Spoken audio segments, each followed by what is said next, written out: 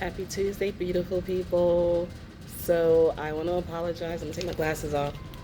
I want to first apologize for yesterday's video due to the music overpowering my voice, especially with what it is that we were touching on and getting started with in regards to the book and the speaking on being ugly towards people.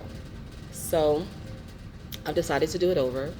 Um, just because it just makes more sense to do so. And I want to start with praying that you all uh, have a good rest of your week and hoping that you're having a great day and all that good stuff. So let's touch on why we tend to be ugly towards each other. I don't have the answer to that. For the most part, I've seen that um, it could be a jealousy thing. It could be, who knows, you guys. There's just so much going on within other people's minds and hearts, and you don't know their past and you don't know their history. And it just makes more sense to me personally to just not be ugly towards another person, because it's not doing anything good. It doesn't create a positive outcome. It just makes things more negative. And I want to give an example as far as I was attending an event, and at this event, this person was so beautiful on the outside. She was gorgeous. And 5 minutes within her walking through the door, the faces that she was making at people, and you could tell that she was speaking negatively about people and just being ugly on the inside, which totally changed the appearance of her coming in as this beautiful person. Um, do I know if it was necessary or not? No. I just know that we can try harder to not be ugly on the inside, then it will make a difference in a lot of people's lives on a day-to-day basis. Just stop being ugly towards each other. Be kind. Like I always say, just stop. So we're going to dive into a couple of pages from the first chapter of my book, To Climb and Crown the Walls, which is available on Amazon, or for me personally. Just let me know if you want to purchase it from me. And here we go. The first chapter is called Spoken Insight, and it's just pretty much like a little introduction. So let me go with guys think, and let's get started.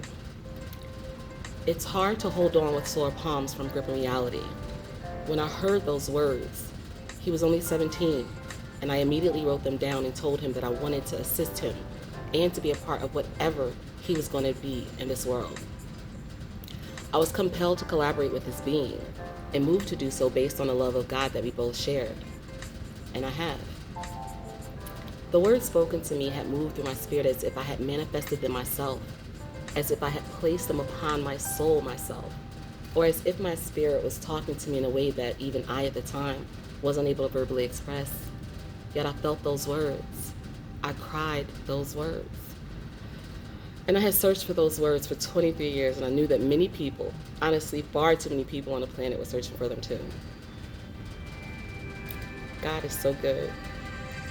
And some of us, not even all of us, yet a small percentage of the human race that lives on this beautiful planet that we have been blessed with, looked at everything as if it were good, even when it feels bad and discomfort becomes overwhelming. We would, over space and time, change the world and become that one that we are often so reminded of in the Bible. I felt this since I was a young lady, and to this day I'm filled with the confirmation of it on a daily basis. If we state that God is good, and we know that God is good, we must make it imperative to remember that God is good. How dare we not? When discomfort comes around, regardless of the situation or conditioning, most of us immediately start talking, praying, and asking God for whatever we feel that we should. Why? Because God is good. And we're looking for the good news, the good signs, and the good directions, so that we do not go astray, so that we not go the wrong way, or even go no way at all. Who wants to run into blockages or walls without instructions on how to break through them or get over them? We want good at all times, so we should at least attempt to find it in all that life allows us to experience. During my life's experiences, I haven't met many that wouldn't prefer the tools to break through those blocks and to climb those walls. God's got them, I promise.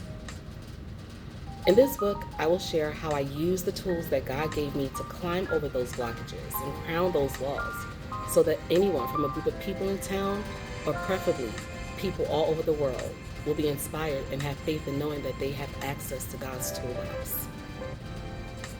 And that's the first couple of pages of the first chapter of my book.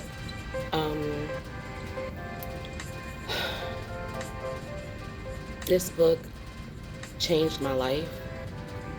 The experience that drove me to complete the book was life-changing. And although at the time it was so rough, if it hadn't happened, I wouldn't be who I am today on this level of understanding, on this level of being able to forgive and have grace.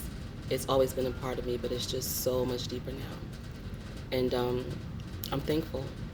Y'all have a good week, and I'll see you next week. We go over chapter 2. Be kind and not ugly on the inside. Peace.